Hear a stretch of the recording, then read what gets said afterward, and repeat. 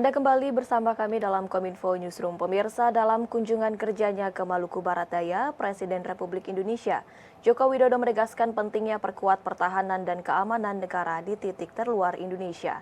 Menemani Presiden, Menteri Pertahanan Prabowo Subianto mengatakan telah merancang pulau terluar sebagai kawasan pertahanan negara.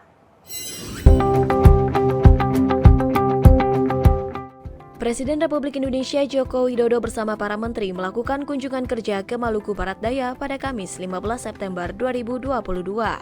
Dalam rangkaian kerja ke sejumlah pulau di Maluku Barat Daya, Presiden menegaskan pentingnya memperkuat pertahanan dan keamanan negara di titik terluar Indonesia, terutama di wilayah Maluku yang merupakan titik terluar sebelah timur wilayah perairan Indonesia.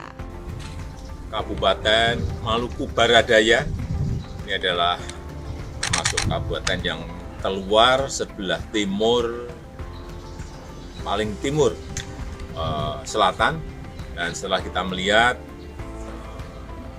Maluku Tenggara, Maluku Barat Daya, kemudian Kabupaten Kepulauan Aru, kemudian Kota Tual, Samlaki, kita melihat perlunya sebuah desain untuk pertahanan dan keamanan negara. Di titik mana kira-kira yang paling tepat. Ini penting karena memang potensi yang ada di sini perlu dilihat secara detail, dan hari ini saya dengan Pak Menhan. Dari Pulau Leti yang berbatasan dengan Timur Leste, Menteri Pertahanan Prabowo Subianto memaparkan selama 2,5 tahun terakhir telah mengikuti instruksi Presiden dalam membuat desain besar pertahanan negara. Desain besar pertahanan negara tersebut meliputi pengamanan jalur laut kepulauan di Indonesia yang 60% menjadi jalur perdagangan laut Indonesia. Kekayaan kita sangat besar di wilayah ini, sangat-sangat besar, tidak hanya kekayaan ikan, tapi juga kekayaan mineral di bawah laut, gas dan minyak bumi di bawah laut. Teliti dan mengikutsertakan semua lembaga terkait. Presiden Joko Widodo merespon ramainya wacana mengenai calon wakil presiden dalam pemilu 2024. Presiden menekankan bahwa dirinya sudah berulang kali menepis isu soal dirinya maju lagi di Pilpres 2024.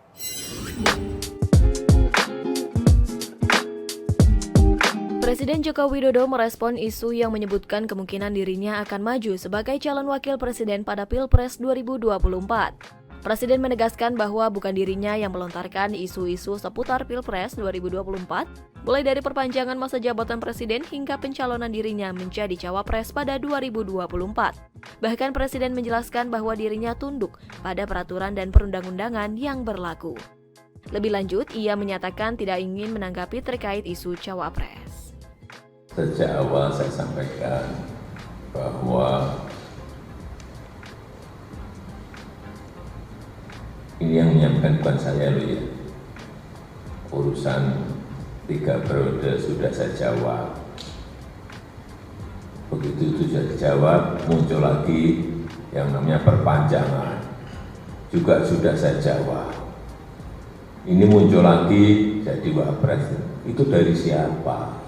Kalau dari saya, kan saya terangkan. Kalau enggak dari saya nggak mau terangin. Ya, itu aja. Terima kasih.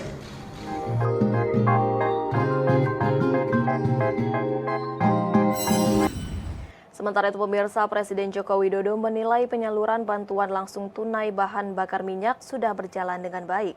Presiden berharap pembagian BLT BBM dapat dilakukan secara cepat dan tepat sasaran.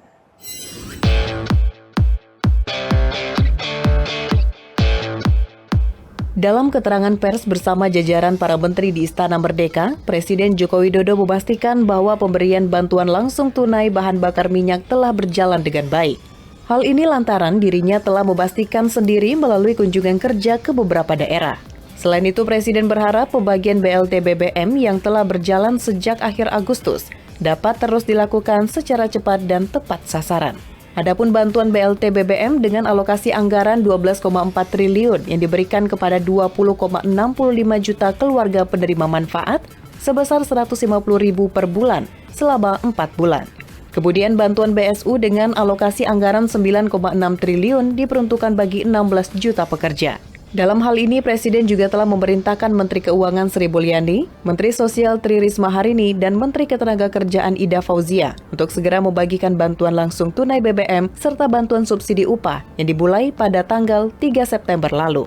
Dalam beberapa kunjungan kerja saya ke daerah, pembagian BLT BBM ini selalu saya tinjau langsung pelaksanaannya.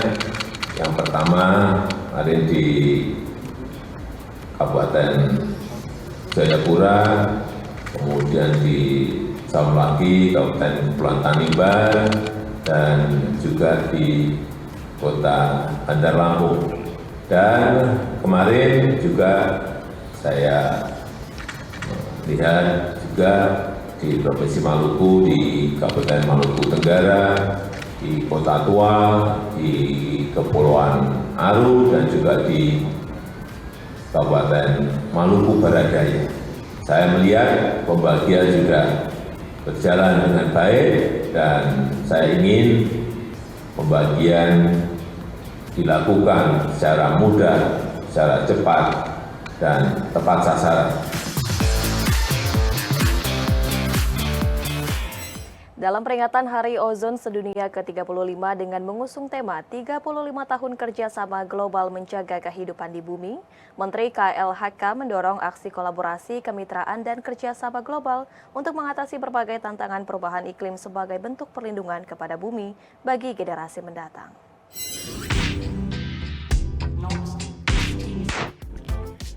Kementerian Lingkungan Hidup menyelenggarakan peringatan Hari Ozon Sedunia ke-35 dengan mengusung tema 35 tahun kerjasama global menjaga kehidupan di bumi.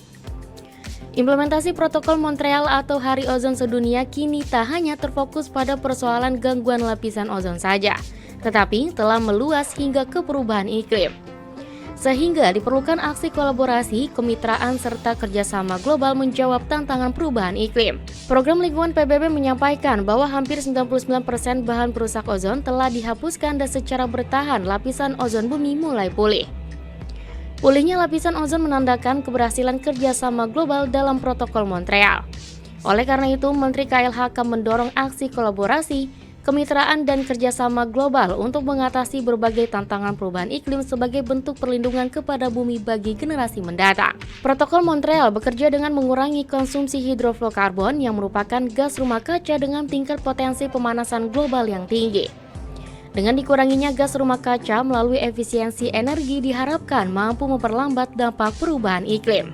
Lapisan ozon merupakan salah satu indikator untuk kesehatan atmosfer kita.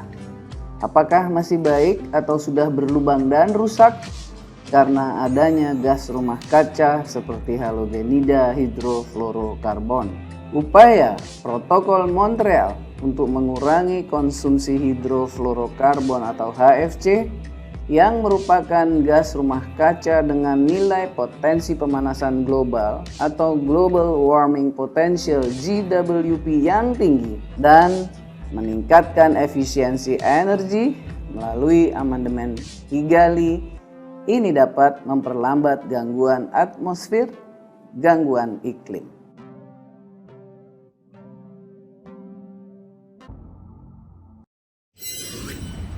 Pemirsa, usai jeda kami akan kembali dengan informasi strategi BNPT cegah paham radikalisme dan terorisme bersama rekan kami Mona Azharenisak sesaat lagi.